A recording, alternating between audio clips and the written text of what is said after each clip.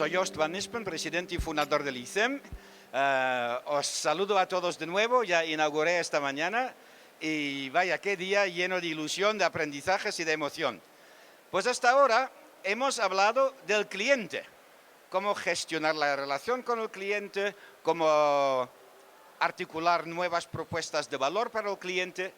Pues ahora cambiamos de tercio y vamos a hablar del talento de nuestros equipos, en general de todas las personas que hacen posible tratar bien al cliente, conectar con él y con ella y asegurar que su customer journey, su experiencia del cliente sea positiva. Por tanto, sustituiremos el Customer Relationship Management por Talent Relationship Management, la gestión de la relación con el talento. En lugar de la marca de productos y empresas, hablaremos de nuestra marca como empleadores. En lugar de la gestión de la experiencia del cliente, la gestión de la experiencia del talento. Y para este objetivo contamos con un panel de expertos que dialogarán, contestarán preguntas y seguramente al final habrá oportunidad de contestar a algunas de vuestras preguntas también. Hemos tenido un cambio de última hora porque la persona que viene de LinkedIn está en camino, pero ha tenido un problema en llegar aquí a la hora previsto, pero se incorporará con un poco de suerte a mitad de la sesión. Contamos para empezar con Yago Castillo. Yago Castillo es CCO, Chief Commercial Officer de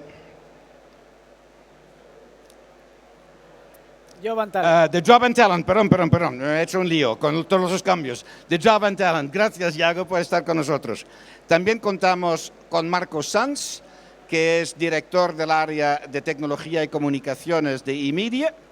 Y contamos con Bernabé Pérez Martínez, que es director de estrategia y proyectos de talento y cultura. Interesante esta combinación de talento y cultura del BBVA. Gracias a todos por estar con nosotros y gracias por pasar esta última hora de la tarde compartiendo vuestras experiencias con todos nosotros. Vamos a ver, voy a empezar con Yago. Se habla mucho de la marca digital y muy especialmente de la marca profesional online. ¿Qué es la marca profesional? ¿Es lo mismo que el talento digital? ¿Cómo cuidamos esta marca? ¿Qué es exactamente y qué importancia tiene para nuestras empresas? Bien, bueno, principalmente muchos de nosotros, si nos preguntan, casi todos sabemos de productos con los que trabajamos, sabemos de empresas en las que trabajamos, sabemos el producto que queremos vender, pero muchas veces cuando nos preguntan sobre nosotros mismos, la realidad es que la gente se conoce poco. Y la marca personal va, principalmente, el ADN es de conocerse mucho. Por un lado tenemos lo que es la marca personal en el mundo offline, el mundo tradicional. Realmente la marca tradicional es algo de largo plazo y la gente tiene que trabajarlo como algo de largo plazo. La gente muchas veces lo ve como algo de corto plazo, para una posición particular, cuando está buscando trabajo. La marca personal y marca personal profesional tiene que acompañarnos durante toda nuestra vida laboral. Por un lado, yo creo que lo primero que hacer es conocerse personalmente. Segundo, intentar ser genuino, ser transparente, ser honrado, ser honesto, es decir, intentar mantener una serie de valores porque son los valores que luego querremos transmitir en nuestro mundo profesional, digital y de cara al resto de medios, ¿no? Y en un estado un poco más avanzado, cómo manejamos toda esta manera de ser, este equilibrio con el largo plazo dentro del mundo digital. Principalmente yo creo que lo que nos está dando a todos salida y nos está dando a conocer como un producto persona, producto nosotros, son las redes sociales. Con lo cual hay que saber de qué manera se trabajan las redes sociales. Si me preguntaran sobre un adjetivo, yo diría que debería ser la consistencia. Es decir, tenemos que ser consistentes y consecuentes con cómo somos y cómo transmitimos esto dentro de las redes sociales. Y en las redes sociales englobo todas. Es decir, desde lo que puede ser un Instagram, Twitter, Facebook. Y tenemos que saber también cómo funcionan y cuál es el lenguaje con el que hay que hablar en cada una de ellas, ¿no? Yo creo que hay un tema muy importante que tenemos que tener en cuenta también, que es el tema, por ejemplo, de la privacidad. Cómo trabajamos nuestra privacidad. Pues realmente cuando saltamos a ese mundo, a ese espectáculo de redes sociales, ya somos públicos. Y de nuevo, ahí la parte de ser genuino y la parte de largo plazo nos pueden jugar buenas o malas pasadas, con lo cual yo creo que hay que ser muy consecuente con toda esa manera de trabajarlo, ¿no? ¿Alguien quiere añadir algo a esto? Perfecto. Pues entonces vamos directamente a Marco. Marco, el talento digital tiene reputación de ser difícil. Difícil de captar, difícil de gestionar, difícil de mantener. Cuéntanos cómo ves tú, ¿de verdad esto es cierto? ¿Cómo les captamos? ¿Cómo les mantenemos felices? ¿Cómo conseguimos que rinden lo que tienen que rendir para nuestras empresas? ¿Cómo captamos y fidelizamos a este talento digital que necesitamos? Pues yo casi, si os parece, como en la charla anterior cerraba la charla con una frase de Javier Sada, el vicepresidente de IBM, que explicaba que el principal concepto, el principal consejo que él nos aportaba para la gestión de recursos humanos, personal o como lo queramos llamar, en este caso la gestión del talento, es que nos detengamos entre los nuestros, ¿no? Y yo creo que ahí está la clave del éxito para que una empresa funcione. Hace bien poquito publicaba Google un estudio que ha realizado junto con Meet, donde ha analizado, es muy significativo, ha analizado en los últimos 5 años los equipos de trabajo, ¿no? Google lo que quería conseguir era saber por qué hay equipos que funcionan y equipos que no funcionan, ¿no? Esto recogió los principales grupos de diferentes departamentos de su compañía y los unió, ¿no? Y aplicó diferentes criterios. De momento probó si uniendo a personas que tengan un alto coeficiente intelectual de diferentes equipos, es decir, los extraía de sus equipos originales y formaba un equipo propio para plantear este criterio, si funcionaba, ¿no? Por otro lado, combinaba, ¿no? Combinaba capacidades. Así estuvo 5 años con una fuerte inversión económica para comprobar cuál es el secreto de que un equipo funcione, ¿no? Y me parece bueno, muy significativo, me parece asombroso el resultado final, ¿no? Que es que concluyó que ni siquiera los más listos unidos funcionan, que no es algo que asegure el éxito del equipo, sino que el éxito del equipo se fundamenta en 2 palabras, ¿no? Y esto digo comprobado empíricamente. Las 2 palabras que hacen funcionar a un equipo son la sensibilidad y la empatía, lo que llamaban la psicología social, ¿no? La sensibilidad entre los miembros del equipo y la empatía entre los miembros del equipo, ¿no? Es decir, si comparamos esto con cómo captamos a las personas en nuestra organización, fundamentalmente les estamos pidiendo a las personas que captamos, ¿qué les pedimos? Si lo primero que hablamos sobre todo es requisitos académicos, idioma, formación específica en la materia, ¿no? Formación en herramientas. Cuando les preguntamos, como decías, ¿no? Cuando les preguntamos cómo son, qué te gusta hacer, ¿no? Cuando te quedas sin trabajo, por ejemplo, ¿qué te sale leer, ¿no? ¿Sobre qué lees? Porque ahí, en lo que te gusta, es el único sitio, el único campo de acción donde vas a ser bueno. Solo ahí. Cuando las empresas intentamos recoger este talento y convertirlo en otro profesional, cometemos un grave error, ¿no? Tenemos que escuchar bien dónde nace en esa persona el gusto por algo, la vocación por algo, y a partir de ahí construimos un profesional o acompañamos al profesional a construir su carrera profesional, ¿no? Mira, como experiencia, ¿no?, de nuestra empresa, hace 2 años nos reunimos los responsables de la misma y decidimos que a partir de ese momento, el 3 de octubre del 2014, a partir de ese momento, nació 1 año y medio, la empresa que íbamos a construir la íbamos a hacer entre todos. E incorporamos nuevas técnicas que no sabemos si existen en el mercado, a nosotros nos funcionaba, ¿no? Como es la dirección participada, es decir, ¿por qué no, a modo de brainstorming, por qué no lanzamos cómo sería la empresa donde te gustaría trabajar, ¿no? Y a partir de ahí construyámosla, ¿no? Sabemos cómo es la empresa donde nos gustaría trabajar y sabemos lo que es hoy. Pues ese gap lo podemos ir convirtiendo en grupos de mejora para ir alcanzando esa deseabilidad, ¿no? Yo insisto por subrayar ya, en captación de talento y en gestión de ese talento, fundamentalmente es la escucha activa de la persona, ¿no? El saber qué motivación, qué le mueve a esa persona y saber gestionarlo. Gracias, Marco. Bernabé, tú también sé que tienes un muy especial interés en la gestión del talento digital. ¿Cuál es tu visión?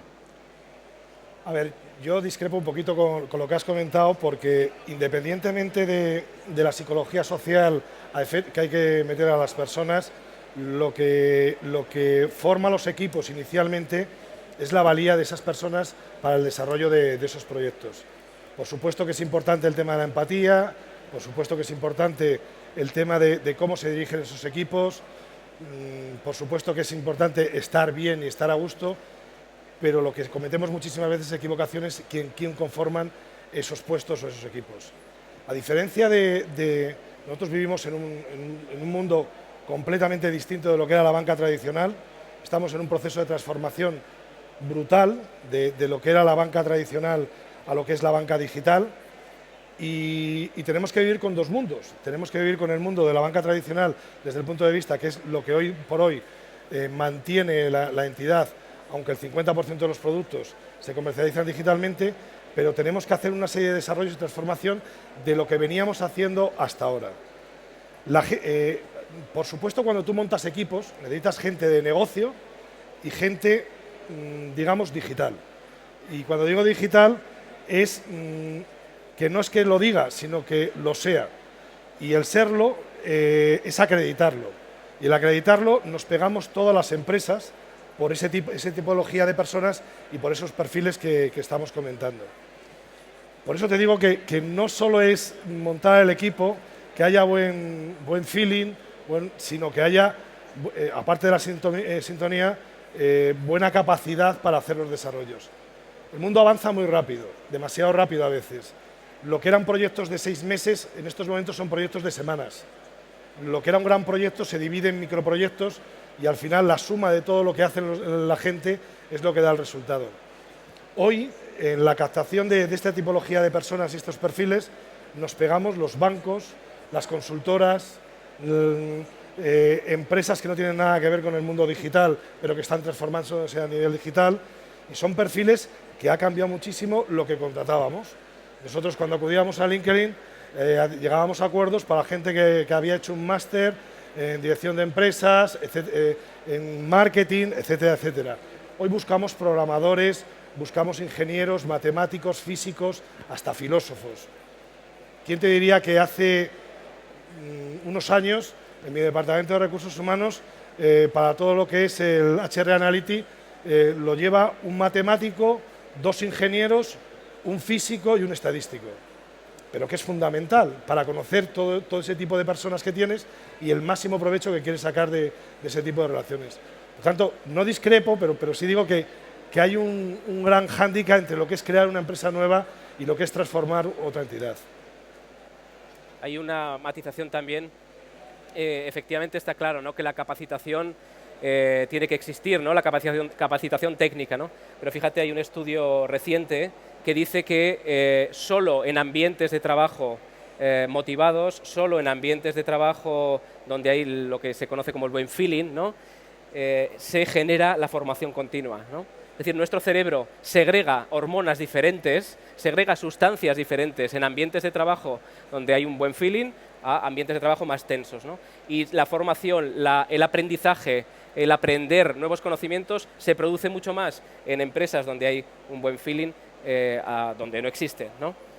Solo como matiz, ¿no? Estoy de acuerdo contigo, pero matizando esto, porque yo creo que hemos buscado demasiado o hemos puesto demasiado énfasis en la tecnificación, en la titulación, en la certificación, ¿no? Y a una persona, o sea, la persona muestra su valía, además de por todo esto, que técnicamente sea viable, porque esté comprometida con el proyecto, ¿no? Fíjate, las 4 personas que se acaban de incorporar a Google, 4 españoles, ninguno de ellos es tecnólogo, ¿no? Y en las pruebas que desarrolló Google para captarles, Google ha modificado también los patrones de selección de personal, ¿no? Y lo que busca precisamente es gente comprometida, gente que sepa resolver situaciones, nuevas situaciones y que no responden al desarrollo profesional que además nos vienen dando, ¿no?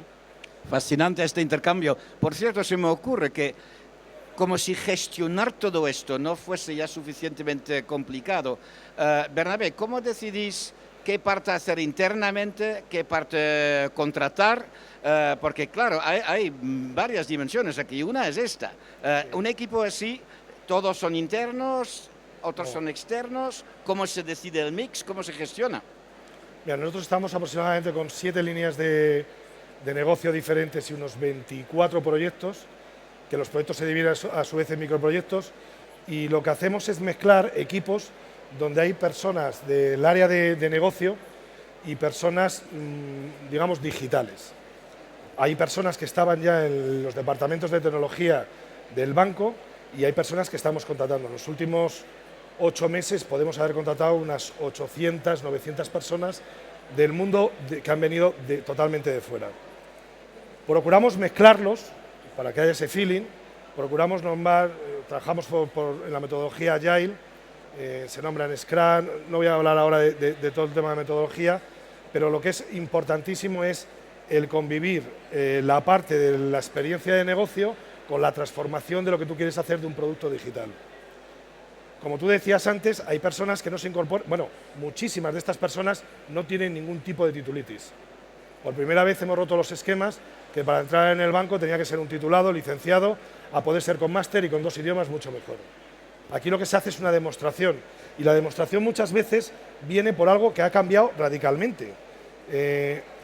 No sé si conocéis una serie de test que se hacen en el mundo digital. Yo me los he apuntado para no equivocarme, como los Hacker Rank, los Top Radar, Intelligence, que hacen una competitividad de qué niveles llegas para resolver problemas, hasta dónde llegas. Y en función de eso son los que acceden a este tipo de puestos, porque te lo vienen ya demostrando desde lo que es un algoritmo a lo que es una demostración de tecnología, etcétera. Y estas mismas personas son las que arrastran a otras personas.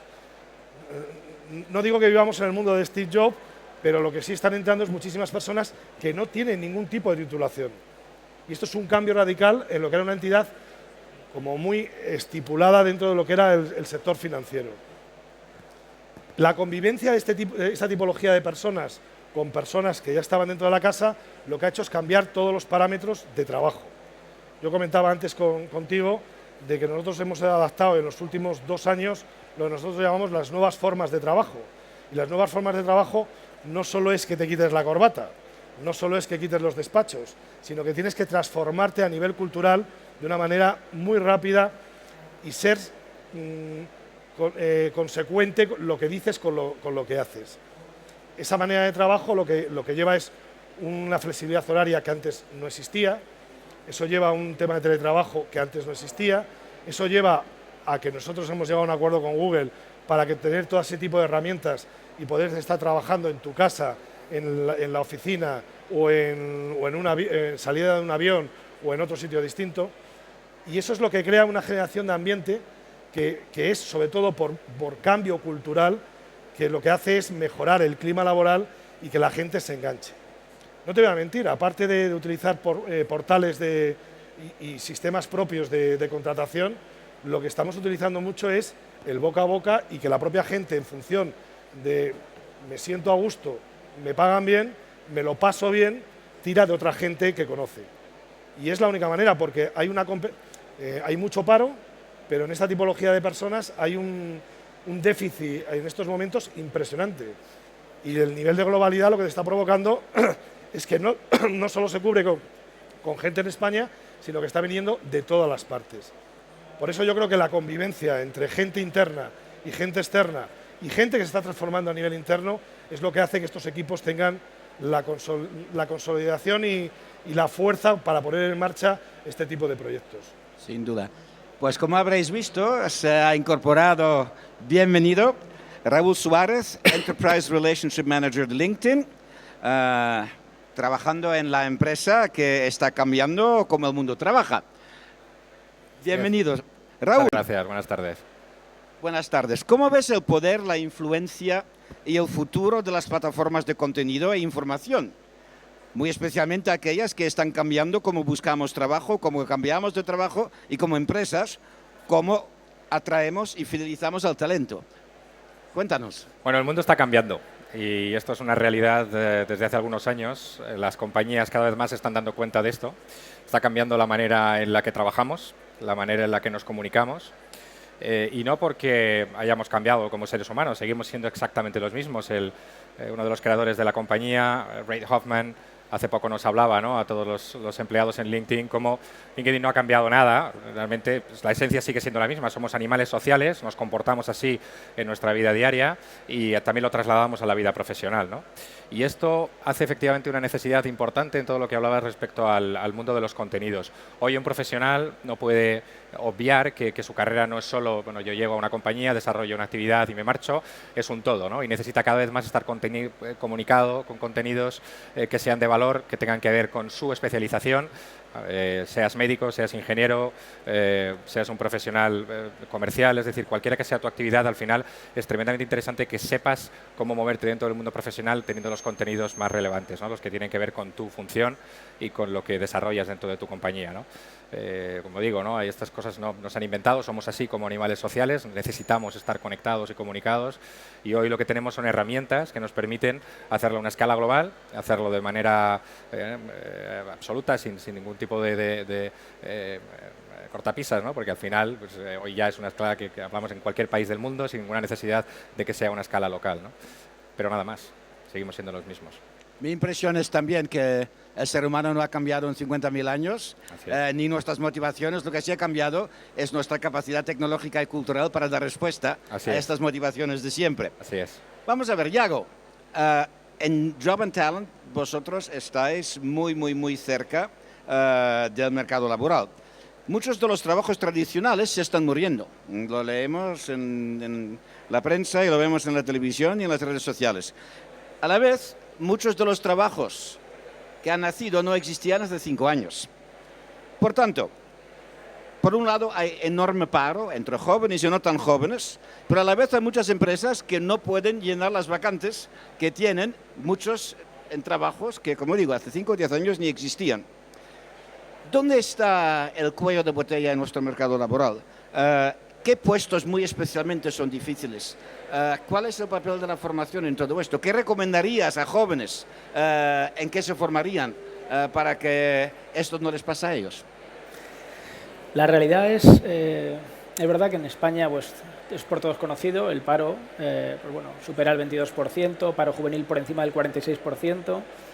En paralelo, vemos que hay cierta tipología de trabajos cuyos nombres ahora parecen casi más cercanos, pero que hace 5 o 10 años no existían. Cuando hablamos de social media, programmatic, ad serving, SEM, SEO, etcétera, todo este tipo de profesionales relacionados con el mundo digital realmente han sido self-made men and self-made women.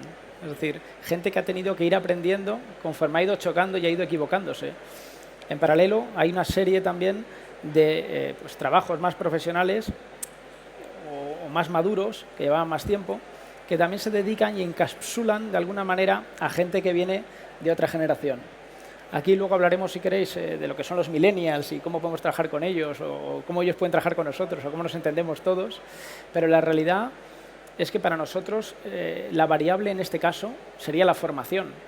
Es decir, yo, por ejemplo, me paro, siento a ver sobre qué tipo de formación tenemos para estas nuevas tipologías y no hay universidades como estaban antes, universidades, oye, derecho, empresariales, farmacia, ingeniería.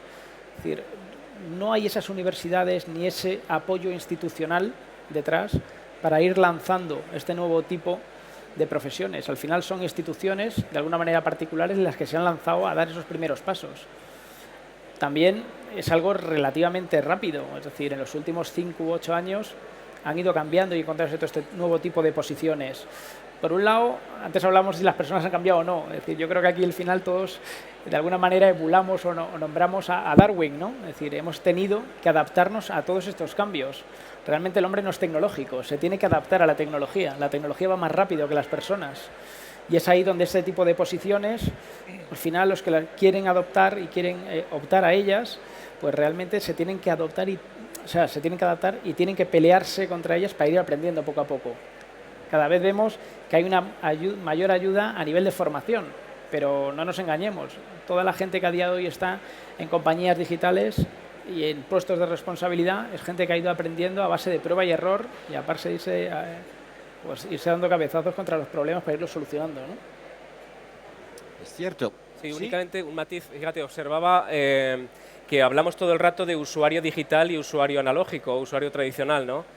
Y en esto simplemente una reflexión, ¿no? Que yo creo que, no, yo creo no, sino que consideran muchos profesionales que no existe como tal el usuario tradicional y el usuario analógico. No sé si conocéis la publicación de Micro Moments de Google, también muy interesante, ¿no? El cómo un usuario se comporta de forma digital en determinados procesos de su vida y cómo ese mismo usuario, esa misma persona, se comporta de forma analógica en otros, ¿no?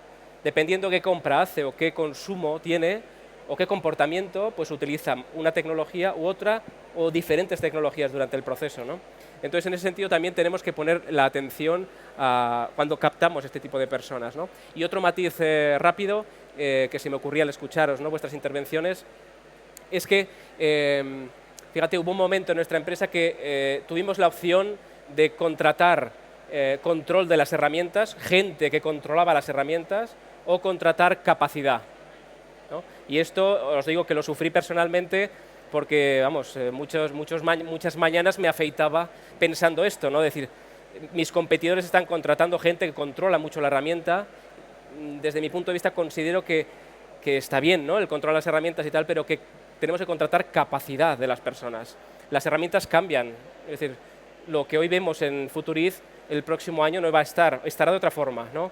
Pau nos hablaba del inbound, Antonio del Big Data, etcétera. Todo esto va a cambiar, con lo cual la capacidad sería la riqueza que tú contratas al acceder a una persona, ¿no? No tanto poner el valor en la herramienta, sino en la capacidad. Esto me lleva directamente, Marco, a un tema del que se habla muchísimo, que es el employer branding. En tu opinión, en tu experiencia, ¿qué debería hacer una empresa para ser realmente atractiva y cuidar bien su marca como empleador? Y después, que evidentemente me encantaría que, por ejemplo, Raúl comentase esto también desde la perspectiva de LinkedIn. Pues en eso también una visión, ¿no?, si os puedo compartir. Yo creo que tenemos, además lo he escuchado en alguna otra reflexión de algún ponente, ¿no? Creo que para las empresas y para las personas, que en definitiva es lo mismo, la empresa es una entelequia, no es nada, ¿no? Para las personas y para las empresas como tal, es fundamental la singularidad, ¿no? ¿Dónde está nuestra unicidad? Fijaos, generalmente hacemos un trabajo de benchmarking, es decir, yo me comparo con la competencia para saber dónde está mi diferencia, ¿no? Bueno, esto es algo que se ha hecho muchas veces, pero yo considero que tenemos que darle la vuelta. ¿Dónde está mi singularidad? Es decir, ¿qué es lo que me hace verídico como persona o como empresa? Esto seguro que me diferencia de la competencia, ¿no? Y entonces en las empresas, en lo que es la gestión de marca como empresa deseable o como lo que consideréis, ¿no?, incluso para comunicación y marketing de tu propia compañía también es válido, insisto, poner el foco cuando creamos las marcas, cuando creamos nuestra comunicación, en lo que nos hace únicos, en lo que nos hace verdaderos, en definitiva, en cómo somos, ¿no? No podemos inventar el cómo somos, sino nos comportaremos como nuestras personas sean en la empresa, ¿no? Entonces, poniendo ahí el foco, yo creo que conseguimos comunicar mejor nuestras marcas y, sobre todo, respondemos a ese usuario que lo que nos está pidiendo las marcas es coherencia. Ahí sí que le estamos aportando la coherencia, ¿no? Nos comunicamos tal como somos las empresas. Por poner un ejemplo más práctico, ¿no?, y en esta línea, LinkedIn es una compañía que tiene clarísimo que su prioridad número uno a nivel global es el talento. Y esto, que puede parecer ahora pues algo relativamente habitual, no es una frase o no es un conocimiento que se tuviese hace 10 o 15 años, ¿no? Antes parecía que la prioridad estaba más en la tecnología. Hablabas antes, ¿no?, la dicotomía que hay entre elegir los profesionales que ya conocen un determinado conocimiento o fichar capacidades, ¿no? Aquí yo creo que la compañía lo tiene clarísimo. LinkedIn ha apostado por el talento, es la prioridad número uno. Necesitamos tener a los mejores y asume que hoy una compañía que quiere triunfar en el mercado profesional debe de buscar eso, ¿no?, buscar a los mejores y tener a los mejores. Después ya les formará y después ya será capaz de tener las habilidades internas suficientes como para que esto sea una realidad, ¿no? De hecho, LinkedIn, la gran compra que hace el año pasado, ¿no?, la compra más grande que ha hecho en su historia, lo hace de una compañía que está especializada en formación y que se llama Linda y la incorpora dentro de la plataforma precisamente buscando las compañías hoy lo que deben de preocuparse es de buscar a los mejores y de conseguir. ¿Cómo enlaza esto con el employer branding, ¿no?, que era tu pregunta? Bueno, estimamos que hoy por hoy quizá ya no sea tan complicado localizar a determinados profesionales, ¿no? Y hay una red global de más de 400 millones de usuarios en todo el mundo, donde uno identifica su perfil, donde uno dice quién es al mundo profesional, quién soy, qué estoy haciendo, es donde comparto contenidos, es donde digo al mundo qué es lo que estoy haciendo, etc. No es difícil ya localizarlo, ¿no? Y hay herramientas por las que podemos llegar a una persona, ¿no? Pero ¿qué hace que estas personas quieran venir a trabajar en mi compañía, ¿no? Es un camino de ida y vuelta. Hasta ahora los recursos humanos se han focalizado mucho en encontrar, ¿no? Yo encuentro a la persona y, bueno, una vez que ya está encontrada, y hay un camino de vuelta en el que muchas veces no piensan que es precisamente el employer branding, ¿no? Nosotros decimos muchas veces que el employer branding no es un final de una compañía, bueno, ya lo hemos creado, es un camino, y es un camino constante, es un camino de realidad, como comentabas tú, de exactamente quién somos como cultura y como compañía, pero es el lugar que hace que ese profesional, que es el mejor, sea financiero, sea ingeniero, sea lo que yo quiera traer, quiero traerme a los mejores, que hace que esta persona quiera trabajar conmigo, ¿no? Y ese es un camino en el que uno debe de impactar, a veces con técnicas tan sencillas como las tradicionales, ¿no? Es decir, hoy probablemente, no sé, 6, 7 anuncios de cada 10 pues sean coches, ¿no? Y uno en su vida a lo mejor se compra 2 o 3 coches o 4, es decir, no es algo que hagamos constantemente y sin embargo las compañías se han entendido que deben estar ahí con un mensaje, ¿no? Deben decirle a todo el mundo quién somos como compañía, cómo estoy segmentándome, qué tipo de modelo y qué tipo de producto es el que yo tengo que elegir. Exactamente igual debe hacer hoy una empresa, ¿no? Debe estar dirigiéndose al mercado profesional que es susceptible de ser su mejor talento, ¿no? Y si yo hoy quiero reclutar a los mejores ingenieros de mañana, debo de empezar a contarles desde ya qué significa mi empresa, por qué tengo unos valores, por qué tengo una cultura y cómo eso es una realidad. Y además hoy el employer branding ya no engaña, es decir, ya no es una cuestión de que yo piense algo y lo diga y lo comunique, ¿no? Resulta que es que tengo miles de empleados, cientos de empleados o decenas de empleados en mi compañía que están hablando ya de esta realidad, que ya cuentan en las redes sociales, que hablan de qué significa trabajar en mi compañía, ¿no? Como cuando hoy voy a un restaurante y cuando dejo esa reseña hay cientos de personas, miles de personas que ven qué es lo que ha pasado, ¿no? Y esto cambia la manera en la que reacciona el mercado, ¿no? Tiene que empezar a tener y a cuidar mucho de lo que antes yo decía a mis primos y hermanos que había sido una mala experiencia en un hotel o en un determinado servicio o en una compañía, hoy pasa a ser absolutamente global, ¿no? Con lo cual cambia la manera en la que trabajamos y cambia la manera en la que visualizamos a las compañías, ¿no? Gracias. Sí. Si me permites, ahondando en lo que están comentando, yo creo que el employer branding es algo que todas las empresas lo deben tener bastante bien controlado, donde la gente sabe perfectamente a través de las redes sociales qué es cada una de las empresas, pero el punto donde estamos invirtiendo ahora mismo las empresas es en algo que se llama EVP, que es Employee Value Proposition. La diferencia entre employer y employee, que está contenido dentro de employer, es la oferta y la demanda de lo que tú haces como empresa. No solo vale con que lo digas, sino con que lo hagas. Tus mejores transmisores son tus propios empleados desde el punto de vista de qué le ofreces por trabajar en esta empresa y qué le demandas por trabajar en esta empresa. La transparencia en este proceso, que no solo es el tema del desarrollo, la compensación, etcétera, etcétera, el clima laboral que tú comentabas antes, lo que hace es que empieza a haber una diferenciación entre las empresas, porque no solo la marca vale, sino el contenido de lo que te está dando la marca dentro de la empresa. Y por eso muchísimas empresas están apostando ahora mismo por lo que llamamos EVP, que no es Employer, sino Employee. Esto me lleva directamente, Bernabé, a otra de las que ahora son grandes verdades oficiales, que es para competir en la economía digital, tienes que desjerarquizarte, tienes que horizontalizarte, tienes que fomentar el trabajo en equipo y tu empresa BBVA ha hecho furor por ser muy proactivo en este proceso. Cuéntanos algo, cómo ves la horizontalización. ¿Es de verdad posible para una gran multinacional emular una startup y crear intrapreneurs? Hombre, la verdad que a nosotros nos está costando mucho, es muy difícil. Nosotros teníamos hasta 14 niveles, desde lo que era el consejero delegado hasta lo que era un gestor que estaba en una oficina, y romper los estatus hay que llevarlo como muy bien, porque no solo son el cambiar los nombres, sino que los hechos que están detrás sean reales. Nosotros hace aproximadamente un año, no llega un año, rompimos lo que era la jerarquía que estaba establecida, donde existía el presidente, consejero delegado, comité de dirección, directores corporativos, directivos y jefes de equipo, managers, bueno, como si fuera el ejército, pero en rangos. De repente desaparecen todos los puestos de dirección. Solo existe lo que son un comité de planificación y gestión y existe lo que son los managers. Esto ha obligado a que las estructuras, que eran muy jerárquicas, se hayan hecho muy horizontales y muy planas.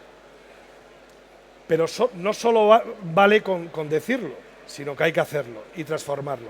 Y esto lo que nos ha llevado es a crear un tema que se llama nuevas formas de trabajo, que comentaba antes, que es lo que evidencia que realmente estás rompiendo la jerarquía para ser mucho más resolutivo y que la gente que tiene el conocimiento y las capacidades pueda desempeñar esas funciones.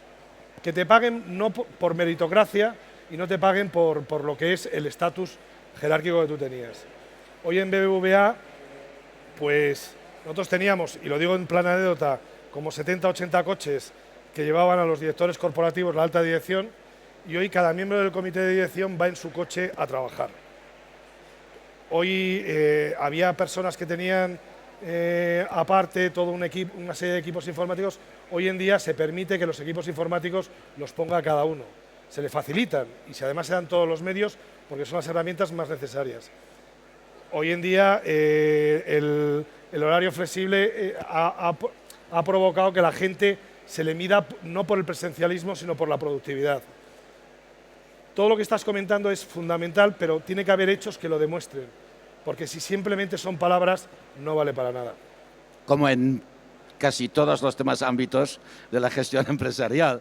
Vamos a ver, como a las 6 en punto tenemos que terminar y quiero que haya tiempo para preguntas, quiero terminar con un último tema. Félix, perdón, Yago. Todo el mundo habla de los millennials, lo diferentes que son, que les mola, que no les mola. Hoy hemos oído otros que han dicho que es mucho más importante la edad mental que la edad física, pero cuéntanos, los millennials, ¿en qué son diferentes? ¿En qué son similares? ¿Hay cosas específicas que tenemos que hacer en nuestras empresas para atraerles, para fidelizarles? Y después cualquier otro que quiera brevemente comentar. Y con esto después lo devolvemos al público. Bueno, yo creo que los millennials, es una palabra muy utilizada últimamente, es como el santo grial, ¿no? Todo el mundo sabe que existe y nadie sabe dónde encontrarlo. Es una generación, no tiene cosas muy diferentes a generaciones anteriores, incluso a la siguiente, que es la generación Z, que sabéis que es la generación totalmente digital. La realidad es que tienen una serie de valores que sí poco con respecto al resto. Es decir, suele ser gente muy idealista, suele ser gente también muy enfocada a lo que es intentar vivir la vida, son más de la frase de trabajo para vivir, no vivo para trabajar. Son gente que se mueve mucho por las emociones, por la empatía, por la ilusión. La realidad es, no lo he mirado en ningún libro. En mi compañía somos ya 200 empleados, yo soy el segundo más viejo, tengo 42. Y la gente con la que trabajamos tiene una media de 24 o 25 años. Son gente excepcional, son gente buenísima. Quizá el único factor, por eso digo que no es tan diferente al resto, es la motivación. Cuando tú sabes motivar, da igual que la persona tenga 50 años, 30 o 20 años. Entonces, si consigues dar ese factor de motivación a esta tipología de gente, yo creo que incluso son mejores que otras generaciones que somos mayores. Pensar que están mucho más preparados. A día de hoy, el tema de los idiomas es algo que tienen todos hablan 2 o 3 idiomas. El tema de la informática, la digitalización, lo tienen todos. En nuestras generaciones un poco anteriores eso era una utopía. Entonces, para mí, de verdad, la palabra es motivación, tenerles motivados, tenerles ilusionados, y a partir de ahí se puede sacar de ellos un 120, un 140%. Muy bien. ¿Alguna última apreciación sobre millennials? Solo una reflexión. La última persona que contratamos en Emedia, en nuestra empresa, fui tan torpe que le pregunté, o sea, le estaba explicando el trabajo y le dije, oye, el tema del salario y tal, y fíjate qué respuesta, ¿no? Me dice, Marco, cuéntame mejor el proyecto, ¿no? Yo creo que esto lo resume todo, ¿no? Que lo que decíamos antes en la anterior charla, qué reflexiones e inercias tenemos en la cabeza y qué bajeza también, ¿no? El siempre pensar en que el dinero lo compra todo, ¿no? Pues no, hay gente que prefiere comprar un proyecto y que quiere dejar de picar piedra y construir catedrales, ¿no? Porque realmente lo que busca la gente es que lo que haga aporte a su proyecto personal, aporte al proyecto de la compañía, aporte algo en lo que él crea, ¿no? Y enseguida podríamos pensar, a esta persona incluso le puedo pagar menos, ¿no? Pues ahí yo le pagaría más, ¿no? más precisamente porque lo que tengo delante es un profesional comprometido con el proyecto, que cree en el proyecto y realmente va a estar motivado para trabajar. La gran diferencia también, perdonad, es en nuestra generación, cuando tú entrabas en tu primer trabajo, eras el becario. Y el becario es aquella persona que llevaba el café, hacía labores que no quería nadie, las fotocopias. Hoy en día, el que entra nuevo, la palabra se llama responsabilidad. Si tú le das responsabilidad, lo tienes ganado. Y además son gente que demuestran que no eluden la responsabilidad, son gente que la quiere, la demanda. Quizá yo creo que ese es ese gran punto diferencial entre, también viene de la educación y la cultura que hemos recibido, pero esta gente viene con paso firme, con ganas de comerse el mundo. Yo, si me permites hacer una aclaración, yo creo que hay mucha mitificación con el tema de los millennials. Nosotros venimos trabajando desde hace aproximadamente 3 años con el tema generacional y lo que intentamos sacar el máximo provecho de cualquiera de las generaciones, sea Baby Boomer, sea X, sea Y, sea Z. Yo creo que lo importante no es eso. Lo importante, tú has dicho una palabra que yo creo que es muy importante, la responsabilidad, pero hay 2 palabras que unen lo que es la empresa con las personas, que es el compromiso y la confianza. Y la confianza es cuando tú a una persona le dejas libertad absoluta en función de esa responsabilidad que tú tienes para poner en marcha. Pero lo importante, y hay que desmitificar, es que todas las generaciones son espectaculares. No hay una generación, son generaciones distintas, tienen unos atractivos distintos, tienen unas formas de ser distintas, pero lo importante es sacar el máximo provecho porque es que hoy por hoy conviven.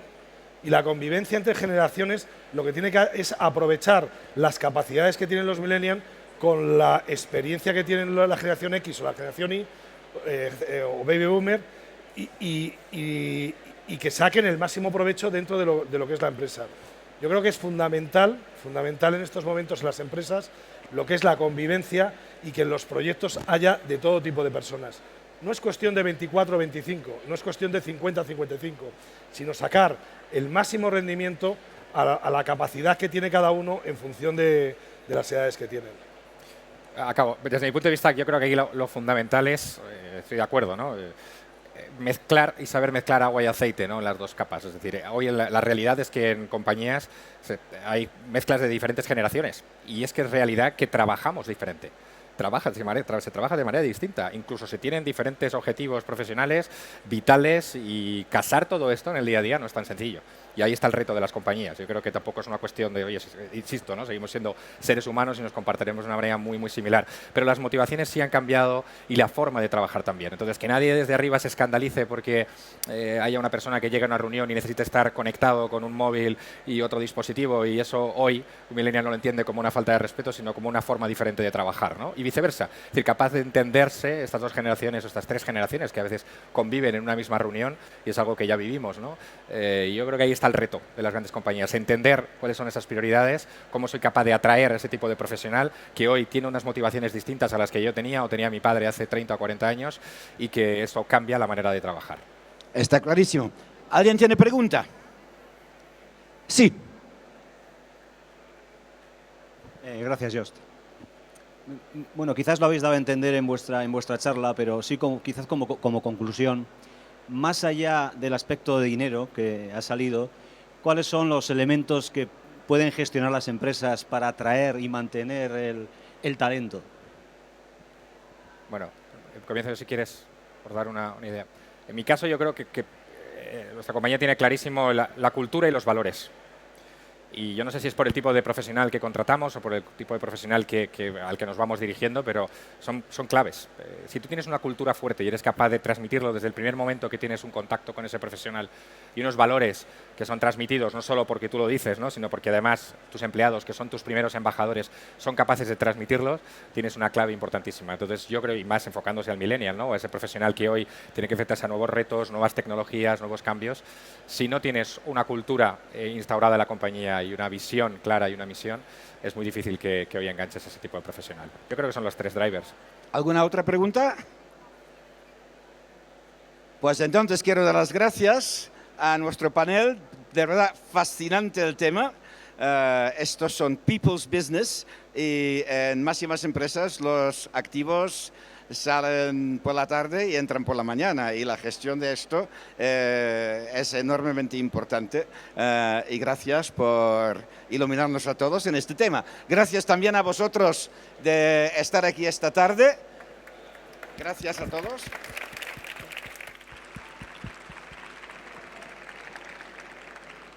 Ahora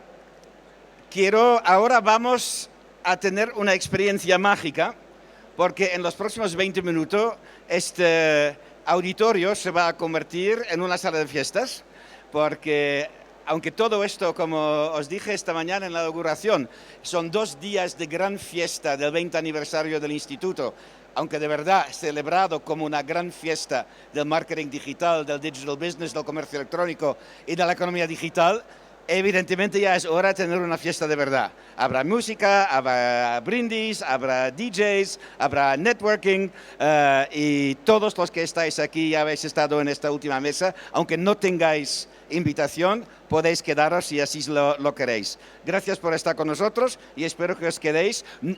Los que os quedéis, quedaros hasta el final porque habrá sorpresas cada media hora. Gracias por estar aquí y espero veros a todos mañana también. Gracias.